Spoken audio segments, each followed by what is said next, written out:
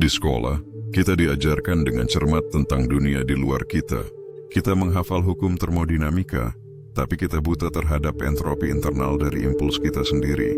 Kita mempelajari rantai makanan di ekosistem yang jauh, tapi kita tidak pernah diajari untuk melacak predator yang mengintai di dalam pikiran kita, kecemasan, kecemburuan, dan kemarahan.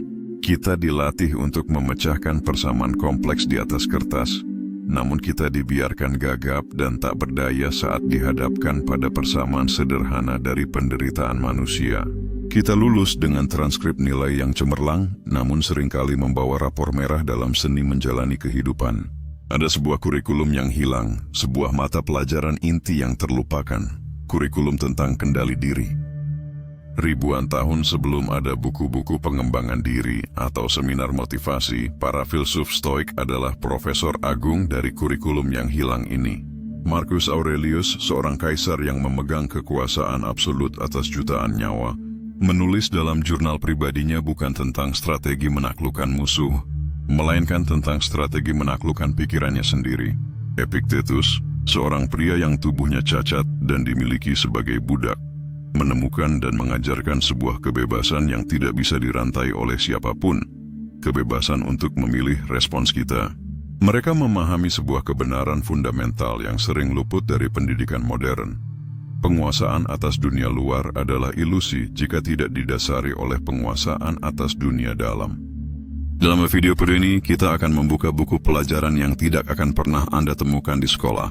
Ini adalah panduan praktis 9 modul fundamental tentang seni agung menguasai diri. Ini bukanlah tentang menjadi dingin atau apatis, atau membangun tembok di sekeliling hati Anda. Sebaliknya, ini adalah tentang menjadi arsitek yang sadar dan terampil dari pikiran Anda, mampu membangun fondasi yang kokoh di atas tanah kehidupan yang selalu bergetar.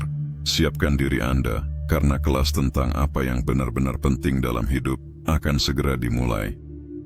Pelajaran 1. Pahami medan pertempuranmu, dikotomi kendali. Pelajaran pertama dan yang paling fundamental, yang tidak diajarkan sekolah karena sistemnya sendiri seringkali melanggarnya, adalah kemampuan untuk menarik garis yang tegas di pasir antara apa yang bisa Anda kendalikan dan apa yang tidak. Sekolah menilai kita berdasarkan hasil, angka, peringkat, kelulusan, yang seringkali dipengaruhi oleh faktor eksternal.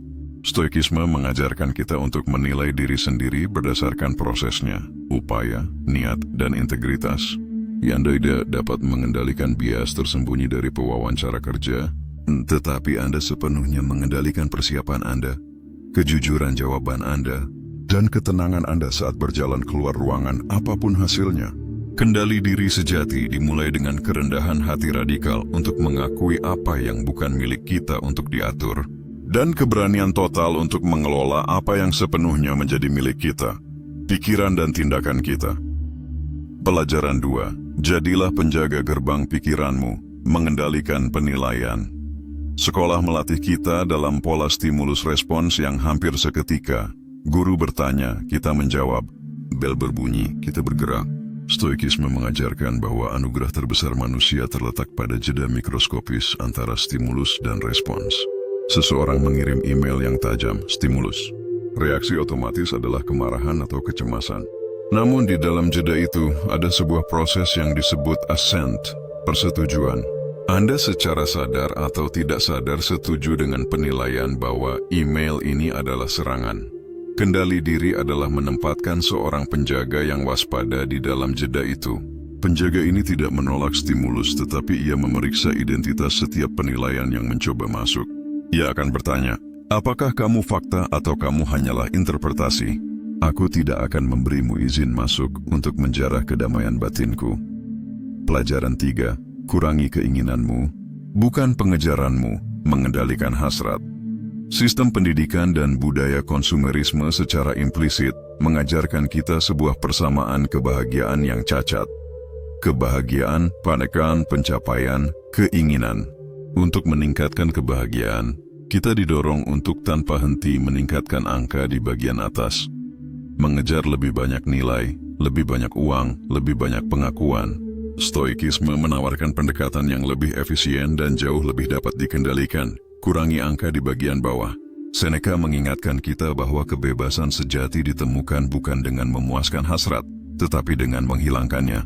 Kendali diri bukanlah tentang memiliki kemauan baja untuk mendapatkan semua yang Anda inginkan, tetapi tentang memiliki kebijaksanaan untuk menginginkan apa yang sudah Anda miliki, dan menyadari bahwa sisanya adalah bonus, bukan kebutuhan. Pelajaran 4, lakukan tugasmu, abaikan suasana hatimu, disiplin aksi. Sekolah jarang sekali mengajarkan bahwa motivasi adalah sumber daya yang sangat tidak bisa diandalkan. Kita sering menunggu untuk merasa termotivasi sebelum mulai belajar atau bekerja. Stoikisme mengajarkan disiplin yang lebih tinggi, kemampuan untuk memisahkan tindakan dari perasaan. Seorang profesional sejati, atlet, seniman, filsuf tidak menunggu inspirasi datang. Mereka muncul setiap hari dan melakukan pekerjaannya. Kendali diri stoik berarti Anda mengikat tindakan Anda pada komitmen dan nilai-nilai Anda, bukan pada gelombang suasana hati yang selalu berubah. Anda mungkin tidak merasa ingin bersikap baik kepada rekan kerja yang menyebalkan, tetapi Anda melakukannya karena nilai Anda adalah profesionalisme. Inilah cara karakter ditempa melalui tindakan yang diambil meskipun ada perlawanan dari dalam. Pelajaran 5. Latih diri dalam firasat buruk. Premeditatio malorum. Kurikulum sekolah berorientasi pada kesuksesan. Kita membuat rencana bisnis untuk skenario terbaik. Kita belajar untuk ujian dengan harapan mendapatkan nilai A. Stoikisme mengajarkan praktik pelengkap yang penting, visualisasi negatif yang disengaja. Setiap pagi, luangkan waktu sejenak untuk merenungkan apa yang bisa salah. Anda bisa dipecat, orang yang Anda cintai bisa sakit, reputasi Anda bisa ternoda. Tujuannya bukanlah untuk memicu kecemasan, tetapi untuk melakukan 3 hal. Pertama, ini membuat Anda lebih bersyukur atas apa yang Anda miliki saat ini. Yang kedua, ini menghilangkan sengatan keterkejutan jika kemalangan benar-benar terjadi. Ketiga, ini mendorong Anda untuk mempersiapkan diri. Kendali diri ini adalah bentuk vaksinasi psikologis.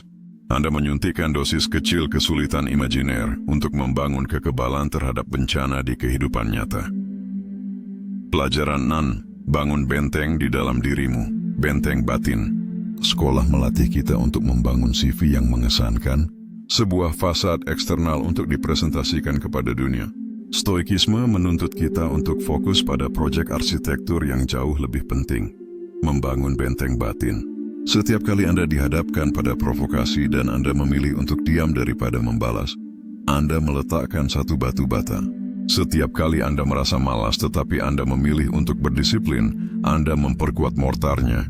Tujuannya adalah untuk membangun sebuah tempat di dalam kesadaran Anda, sebuah benteng pikiran yang begitu kokoh, mandiri dan tenang sehingga badai opini, drama, dan kekacauan dunia luar hanya akan menjadi cuaca yang lewat, tidak mampu menembus tembok Anda. Pelajaran 7. Ubah racun menjadi obat, mengubah rintangan. Dalam pendidikan konvensional, rintangan adalah sesuatu yang harus dihindari atau dihilangkan, sebuah soal yang sulit, sebuah proyek yang gagal. Stoikisme mengajarkan seni alkimia mental, kemampuan untuk mengubah rintangan menjadi jalan itu sendiri. Marcus Aurelius menggunakan analogi api. Apapun yang dilemparkan ke dalam api, bahkan benda-benda yang dingin dan basah, akan menjadi bahan bakar untuk membuatnya berkobar lebih besar. Bagi seorang stoik, kolega yang tidak kompeten bukanlah penghalang, melainkan kesempatan untuk melatih kesabaran dan kepemimpinan. Pasar saham yang anjlok bukanlah bencana, melainkan pelajaran dalam mengendalikan kepanikan. Kendali diri tingkat lanjut adalah berhenti melihat dunia dalam istilah baik atau buruk, dan mulai melihat semuanya sebagai bahan bakar. Pelajaran 8. Gunakan kematian sebagai penasihat, memento mori. Kurikulum sekolah dirancang seolah-olah kita akan hidup selamanya, mempersiapkan kita untuk karier puluhan tahun di masa depan. Stoikisme menghadapkan kita pada kebenaran yang paling tidak nyaman, namun paling berguna. Waktu Anda terbatas. Memento mori, atau ingatlah kematianmu, bukanlah ajakan untuk menjadi murung, tetapi sebuah filter pamungkas untuk kejernihan. Sebelum Anda membuang waktu dalam pertengkaran sepele atau menunda proyek penting Anda, tanyakan pada penasihat tertinggi ini. Kesadaran akan kefanaan adalah alat kendali diri yang paling kuat. Ia memangkas ego, menyembuhkan kesombongan, dan membakar semua hal yang tidak penting, meninggalkan Anda hanya dengan apa yang benar-benar esensial. Pelajaran 9, jadilah ilmuwan atas dirimu sendiri. Jurnal reflektif. Di sekolah, kita menyerahkan pekerjaan rumah untuk dinilai oleh otoritas eksternal. Stoikisme menuntut kita untuk menjadi otoritas tertinggi atas diri kita sendiri melalui praktik penjurnalan reflektif. Ini bukan buku harian tentang apa yang terjadi pada Anda, tetapi sebuah laporan laboratorium tentang bagaimana Anda merespons. Setiap malam, Seneca akan bertanya pada dirinya sendiri, penyakit apa yang telah kusembuhkan hari ini? Godaan apa yang telah kulawan? Di aspek mana aku menjadi orang yang lebih baik? Kendali diri membutuhkan data, dan jurnal adalah cara Anda mengumpulkannya. Ini adalah cermin yang jujur, yang memungkinkan Anda untuk secara objektif mengamati pola-pola reaktif Anda, dan secara sadar merancang versi diri Anda yang lebih baik untuk esok hari. Perhatikan bagaimana ke-9 pelajaran ini bukan sekadar daftar tips, melainkan sebuah sistem operasi yang saling mengunci. Anda tidak bisa benar-benar menjadi penjaga gerbang pikiran Anda. Pelajaran 2, jika Anda belum memahami yurisdiksi Anda. Pelajaran 1, Anda tidak akan termotivasi untuk membangun benteng batin. Pelajaran 6, jika Anda tidak menyadari urgensi yang dibawa oleh kematian. Pelajaran 8, setiap pelajaran memperkuat yang lain, menciptakan sebuah loop umpan balik positif yang secara bertahap membangun momentum menuju penguasaan diri yang sejati. Inilah esensi dari pendidikan sejati, sebuah proses yang berlangsung seumur hidup. Ini bukan tentang mengakumulasi informasi, tetapi tentang menempa karakter.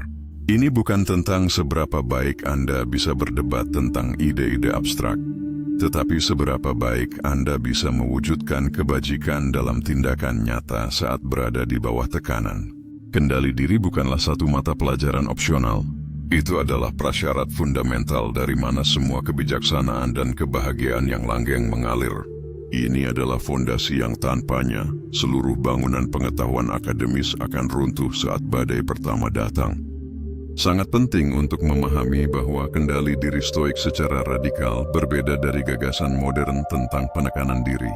Masyarakat kontemporer sering melihat disiplin sebagai penjara yang membatasi kesenangan. Pandangan stoik adalah kebalikannya.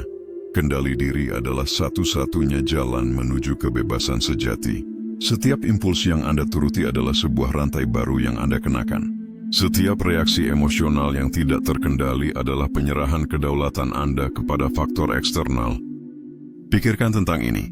Setiap kali Anda menahan diri dari godaan untuk memeriksa ponsel Anda saat bekerja, Anda tidak sedang membatasi diri, Anda sedang membebaskan kemampuan Anda untuk fokus dan menghasilkan karya yang mendalam.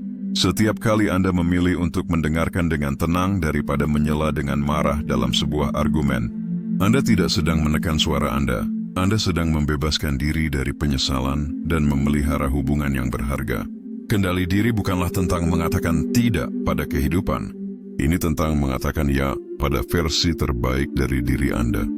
Kurikulum yang hilang ini, untungnya, tidak memerlukan gedung sekolah yang megah atau biaya kuliah yang mahal. Ruang kelasnya adalah kemacetan lalu lintas di pagi hari, interaksi yang sulit dengan keluarga, dan saat-saat hening ketika Anda sendirian dengan pikiran Anda. Gurunya adalah setiap rintangan dan setiap frustrasi yang Anda hadapi. Ujiannya datang setiap saat, tanpa pemberitahuan, menguji pemahaman Anda bukan melalui pilihan ganda, tetapi melalui pilihan tindakan. Maka, inilah pekerjaan rumah Anda, satu-satunya yang benar-benar penting. Jangan hanya mengangguk setuju dengan ide-ide ini. Pilihlah satu dan hanya satu dari 9 pelajaran ini. Muakinam itu adalah memento mori atau mengendalikan penilaian. Tuliskan di selembar kertas dan tempelkan di cermin kamar mandi Anda atau jadikan wallpaper ponsel Anda. Jadikan itu mantra Anda selama 7 hari ke depan. Perhatikan, tanpa menghakimi, seberapa sering Anda gagal dan seberapa besar perubahan yang terjadi saat Anda berhasil. Ingatlah kata-kata Seneca, filsafat bukanlah kerajinan untuk pertunjukan publik. Ia membentuk dan membangun jiwa, menata kehidupan, memandu tindakan, menunjukkan apa yang harus dan tidak boleh dilakukan. Pengetahuan yang hanya ada di kepala Anda adalah rumor. Kebijaksanaan sejati adalah pengetahuan yang hidup di otot Anda, yang termanifestasi dalam cara Anda bernapas, berbicara, dan bertindak di dunia. Berhentilah menjadi penonton pasif dari video-video seperti ini. Jadilah praktisi aktif dari seni menjalani kehidupan. Sekolah formal mungkin telah memberi Anda ijazah yang tergantung di dinding, sebuah bukti bahwa Anda telah mempelajari dunia. Tapi kurikulum stoikisme menawarkan sesuatu yang jauh lebih berharga, sesuatu yang Anda bawa kemanapun Anda pergi. Kunci emas untuk membuka gerbang kerajaan batin Anda sendiri. Itu adalah satu-satunya kualifikasi yang benar-benar penting. Gunakan dengan bijak.